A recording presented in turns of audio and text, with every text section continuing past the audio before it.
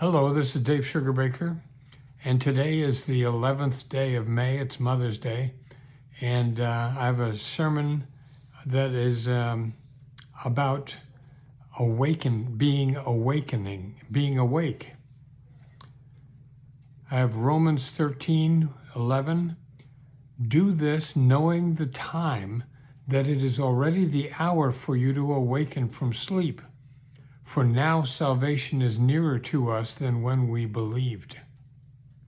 And from Matthew 25, a portion of a longer story about Judgment Day. And I'm just going to talk about the goats and not the sheep. When the Son of Man comes in his glory and all the angels with him, then he will sit on the throne of his glory. All the nations will be gathered before him, and he will separate people one from another as a shepherd separates the sheep from the goats. And he will put the sheep on his right hand and the goats on his left. Then he will say to those on his left hand, You that are accursed, depart from me into eternal fire prepared for the devil and his angels. For I was hungry, and you gave me no food. I was thirsty, and you gave me nothing to drink.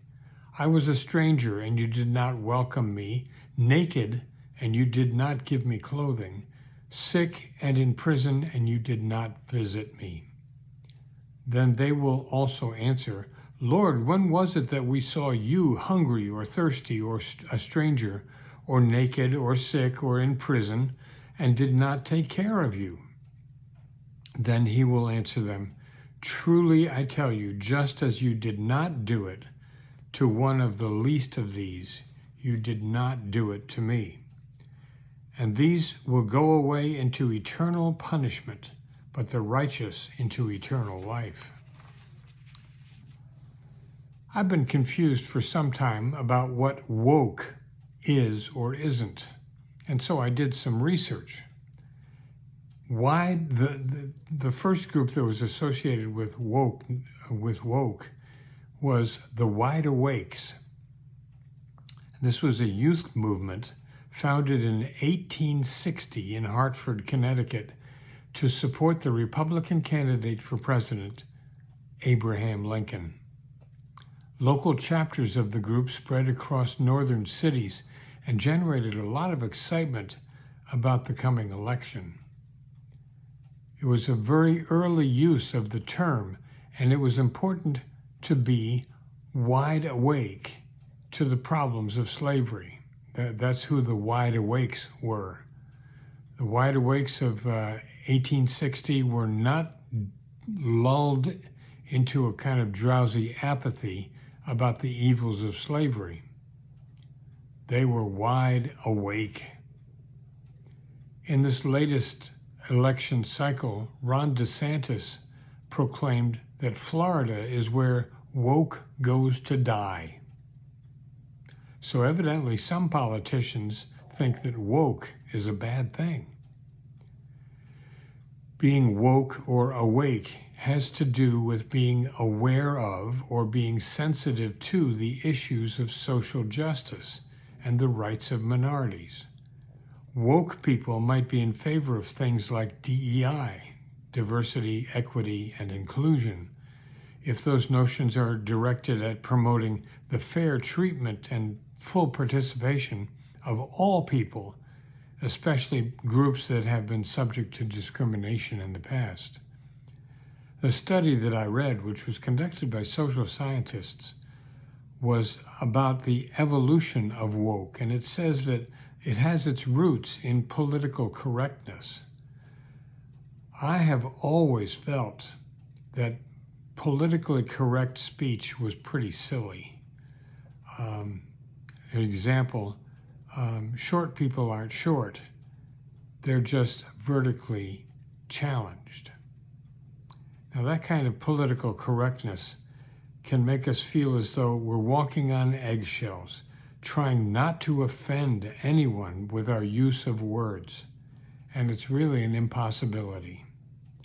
But is woke, that is being awake and aware of the needs of others, a bad thing? Any cause, any position that we human beings embrace can be played out in the extreme until it becomes impossible to sustain. What works in reasonable moderation becomes ludicrous when we take it to the extreme. Sort of an example. We have a grand dog named Millie. And Millie is loved by my stepdaughter and her husband. They came from Alaska to stay with us while they transitioned to Kentucky. So we got to know Millie really well. She lived with us for better than a month.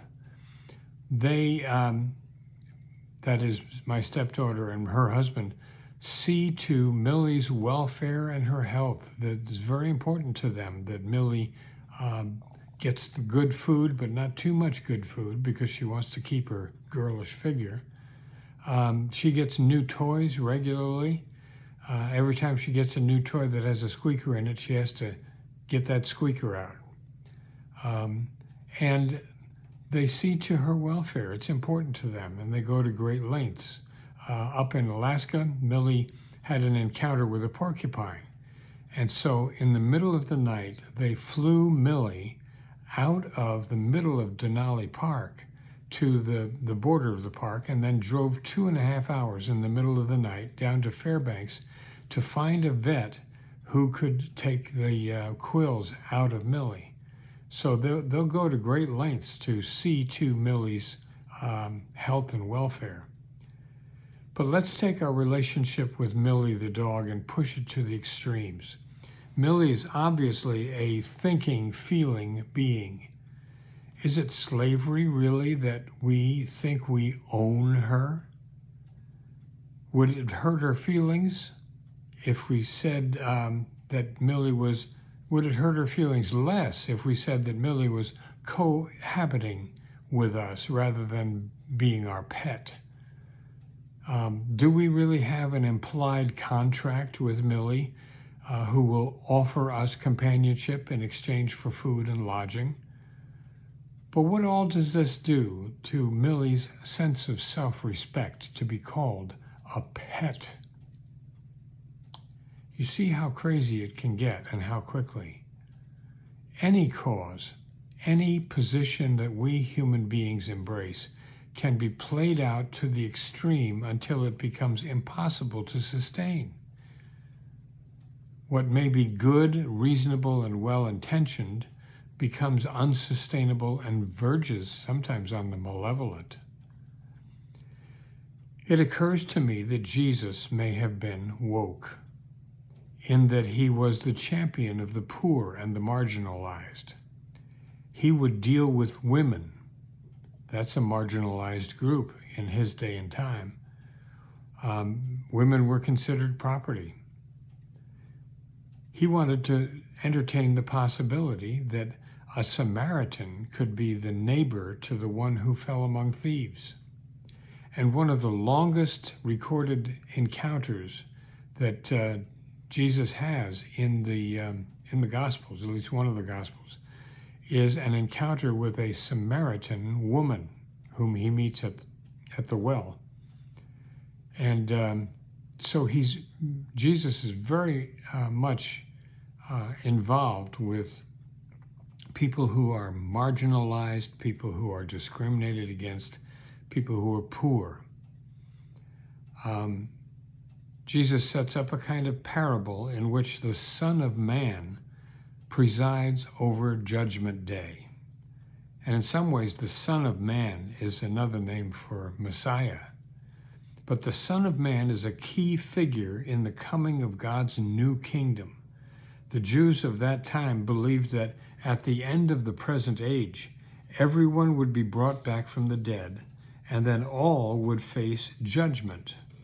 And they would be sorted out, all the bad guys would be weeded out, and only the good guys would remain to enjoy God's new kingdom. So in this picture of Judgment Day, Jesus clearly says that the Messiah is going to take it personally if anyone fails to address the needs of the poor, the hungry or the thirsty, the sick, the naked, the prisoner, the stranger. Jesus was definitely aware and awake to all of the needs of all kinds of marginalized groups.